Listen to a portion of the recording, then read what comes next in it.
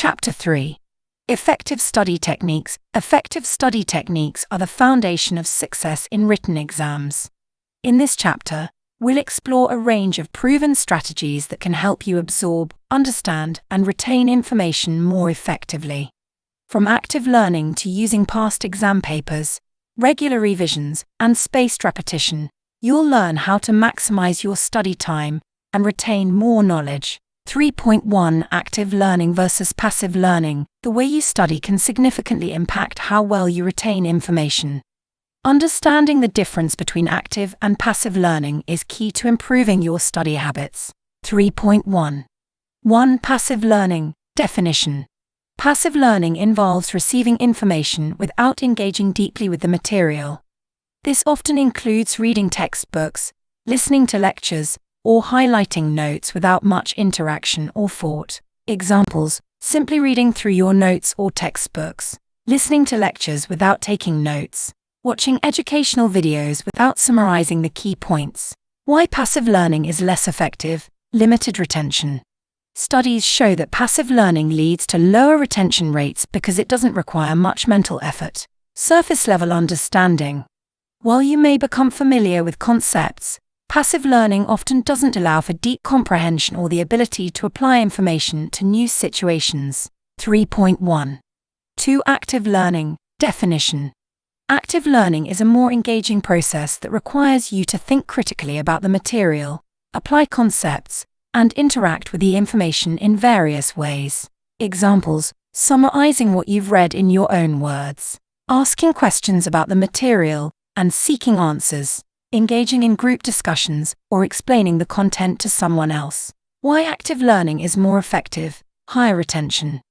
Active learning requires more cognitive effort, leading to better long-term retention of information. Deeper understanding. Engaging with the material actively helps you understand not just what something is, but why it works and how it can be applied. 3.2 Techniques for active learning. Incorporating active learning techniques into your study routine can dramatically improve your performance. Below are some highly effective methods that will help you study more efficiently and retain more information.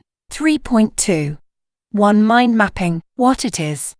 A mind map is a visual representation of information that shows the relationships between different ideas and concepts. It starts with a central theme, with branches extending outward to related topics. How it works. Begin with a main idea or topic in the center of a page.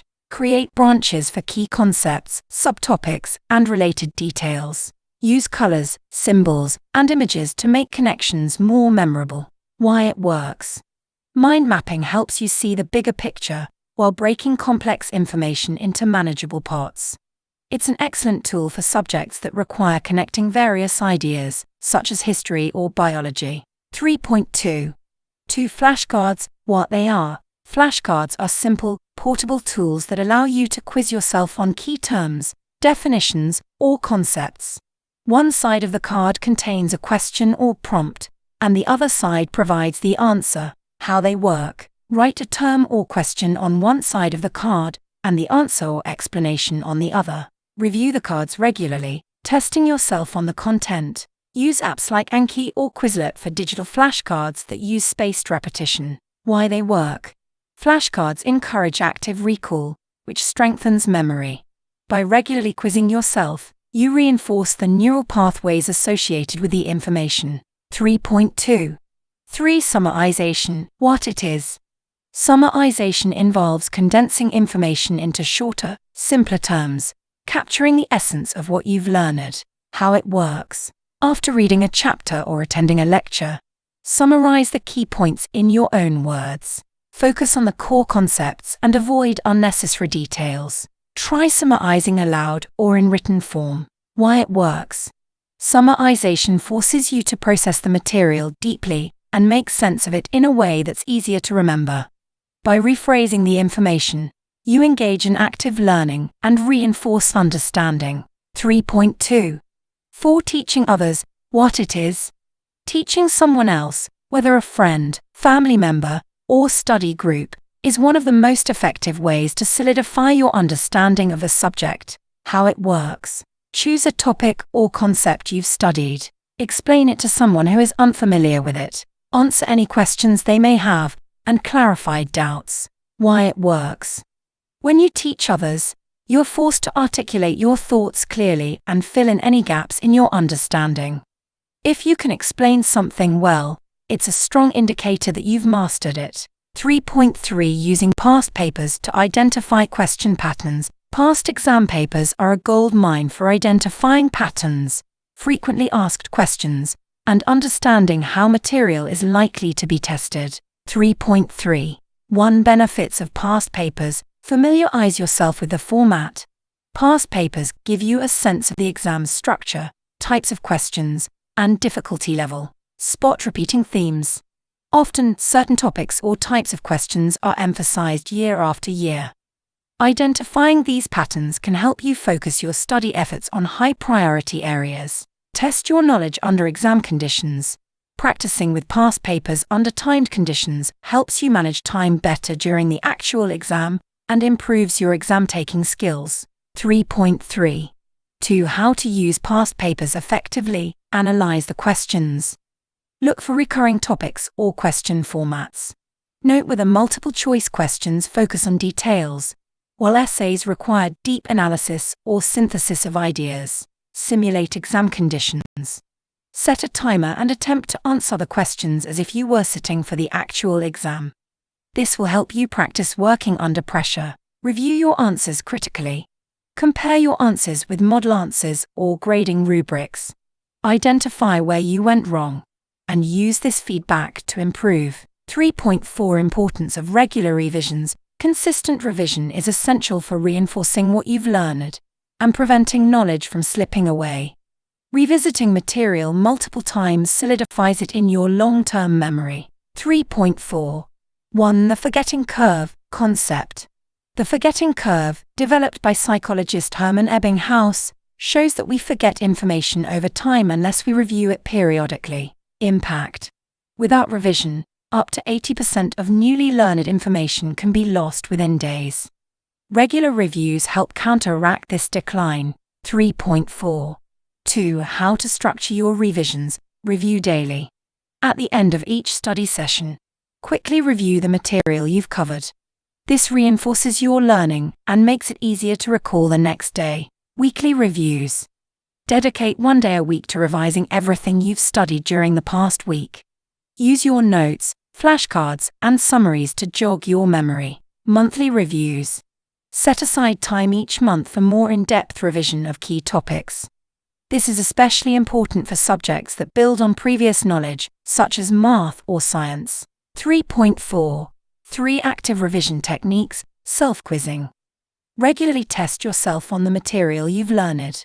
Use flashcards or past exam questions to check your understanding. Group revision. Studying with peers allows for collaborative learning.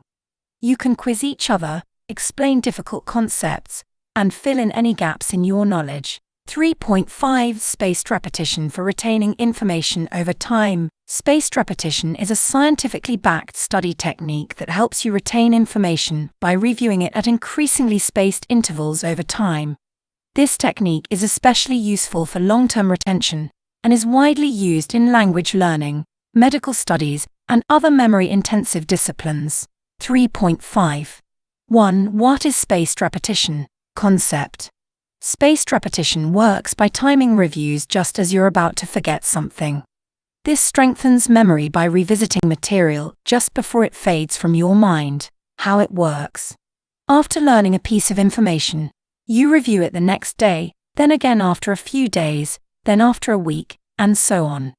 Each interval becomes longer as you gain mastery of the material. 3.5 2 Tools for spaced repetition. Flashcards and apps. Apps like Anki, Quizlet, or SuperMemo are designed to help with spaced repetition by automatically scheduling your reviews based on your progress. These tools remind you to review cards just before you forget them. Manual scheduling. You can also practice spaced repetition manually by setting up a review schedule in your study plan, ensuring that you revisit topics at regular intervals. 3.5 3 Why spaced repetition works. Strengthens neural connections. Each review session reinforces the neural pathways associated with the information, making it easier to recall in the future, maximizes long-term retention. Unlike cramming, which focuses on short-term memorization, spaced repetition ensures that information is transferred to long-term memory. Incorporating these effective study techniques into your routine will not only improve your exam performance, but also make learning more enjoyable and efficient. By adopting active learning strategies, using mind maps, flashcards, and spaced repetition, and leveraging past exam papers, you'll be better equipped to tackle any written exam with confidence. Regular revisions and self-testing ensure that you retain the knowledge you've worked hard to acquire over time.